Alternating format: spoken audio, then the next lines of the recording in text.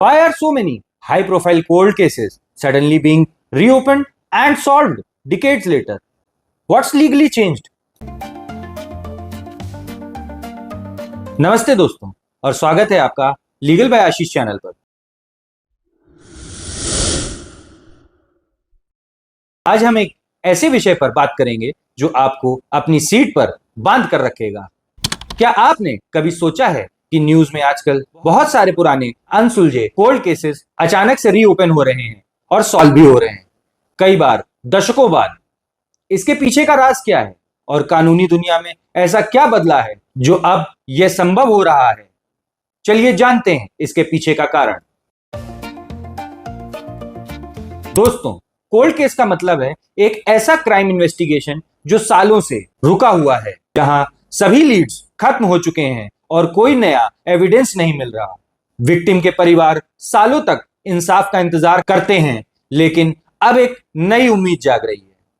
सबसे पहला और सबसे बड़ा कारण है डीएनए टेक्नोलॉजी में रेवोल्यूशनरी एडवांसेस। पहले डीएनए एनालिसिस के लिए बड़े सैंपल्स चाहिए होते थे और टेक्नोलॉजी भी लिमिटेड थी। अब फॉरेंसिक साइंस इतनी एडवांस हो चुकी है कि माइक्रोस्कोपिक ट्रेसेस ऑफ डीएनए से भी कल्प्रिट्स को आइडेंटिफाई किया जा सकता है।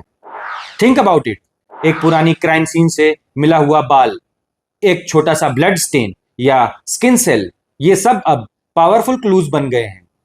जीनोलॉजिकल डेटाबेस जैसे प्लेटफॉर्म ने भी गेम बदल दिया है। इन्वेस्टिगेटर्स अब क्राइम सीन डीएनए को पब्लिक जीनोलॉजी डेटाबेस में अवेलेबल डीएनए प्रोफाइल से मैच कर सकते हैं, जिसे वो अपराधी के दूर के रिश्तेदार तक पहुंच जाते हैं और वहां से किलर तक। इससे कई सालों पुराने केसेस सॉल्व हुए हैं जिनमें कोई उम्मीद नहीं बची थी।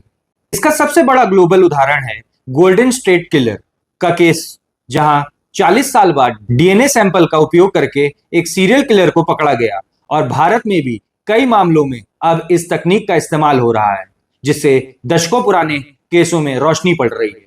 दूसरा इंपॉर्टेंट रीजन है डिजिटल फॉरेंसिक्स और डेटा एनालिसिस का। पुराने कोल्ड केसेस में भी अब नए डिजिटल फुटप्रिंट्स ढूंढे जा सकते हैं। क्या मतलब है इसका? इसका मतलब है क्राइम सीन से मिले हुए पुराने फोन्स, कंप्यूटर्स या इलेक्ट्रॉनिक डिवाइसेस से डेटा रिकवर करना अब बहुत एडवांस हो गया है। डिलीट किया हुआ डेटा भी रिट्रीव हो सकता है। कॉल रिकॉर्ड्स, एसएमएस, ईमेल्स या इंटरनेट हिस्ट्री जो पहले एक्सेसिबल नहीं थी, अब इन्वेस्टिगेटर्स को न्यू लीड्स दे सकते हैं। Additionally, sophisticated data analysis tools अब बड़े डेटा सेट्स को परस्यू कर सकते हैं, जिसे पुराने पैटर्न्स या कनेक्शन मिल सकते हैं। इसका एक सबसे अच्छा एग्जाम्पल दिल्ली में एक 3 महीने पुराना डकैती मर्डर केस हाल ही में सुलझाया गया, जहां एक चोरी हुए मोबाइल फोन से मिली जानकारी ने इस केस को खोलने की चाबी का काम किया। ये दिखाता है कि कैसे छोटे छोटे डिजिटल फुटप्रिंट्स भी बड़े अपराधों को सुलझाने में महत्वपूर्ण होते हैं। सबसे लेटेस्ट एग्जाम्पल है केरल में 19 साल पुराने ट्रिपल मर्डर मिस्ट्री को सुलझाने में आर्टिफिशियल इंटेलिजेंस यानी एआई का भी उपयोग हुआ। पुलिस ने पुराने फोटोग्राफ्स को एआई की मदद से एनहांस करके अपराधियों की वर्तमान उम्र का अनुमान लगाया और उन्हें सोशल मीडिया पर मिले फुटेज से मिलाया, जिससे अहम सुराग मिला। यह दिखाता है कि टेक्नोलॉजी कैसे क्राइम इन्वेस्टिगेशन को एक नए स्तर पर ले जा रही है। तीसरा बड़ा कारण है लीगल चेंजेस और पब्लिक प्रेशर। कई जुरिस्डिक्शन में अब स्टेटस ऑफ लिमिटेशन का मर्डर जैसे गंभीर अपराधों के लिए हटा दिया गया है या बदल दिया गया है। इसका मतलब है कि अब क्रिमिनल को कितने भी साल बाद पकड़ा जा सकता है, कोई समय सीमा नहीं है। साथ ही पब्लिक प्रेशर और एडवोकेसी ग्रुप्स का रोल भी बढ़ा है। विक्टिम्स के फैमिलीज और social media campaigns cold cases को दोबारा रीओपन करने के लिए अथॉरिटीज पर प्रेशर बनाते हैं। ट्रू क्राइम्स, पॉडकास्ट और डॉक्यूमेंट्रीज ने भी लोगों की दिलचस्पी बढ़ाई है और कई बार इन्वेस्टिगेटर्स को नए टिप्स या पुराने विटनेसेस को आगे आने के लिए इंस्पायर किया है। ये सब मिलकर कानूनी सिस्टम को मजबूर कर रहे हैं कि वे इन पुराने अनसुलझे क्राइम्स पर नया ध्यान दें।